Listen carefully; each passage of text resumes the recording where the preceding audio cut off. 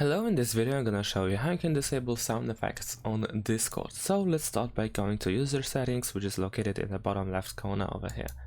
And now we can start by going to streamer mode. If you go to the stream mode, you will find these options over here, and you will probably have something like this with these 4 options enabled.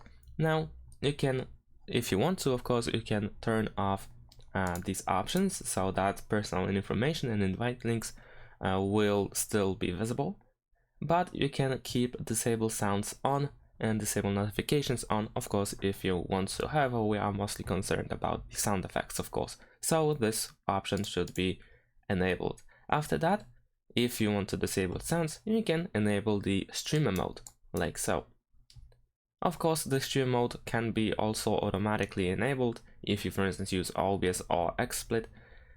If you have this option enabled, so whenever you open one of these two programs or something similar, then the streamer mode will be automatically disabled, but of course you can manage this over here.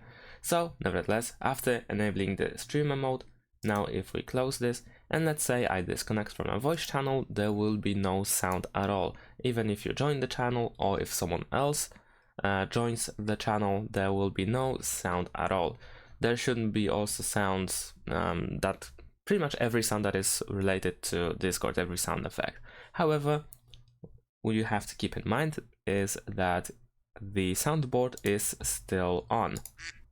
But you can also go to user settings, you can go to voice and video, and then over here you have soundboard options where you have also soundboard volume, and you can move the slider to the left or to the right in order to, of course, change the volume. So you can set it to 0% in order to completely mute it.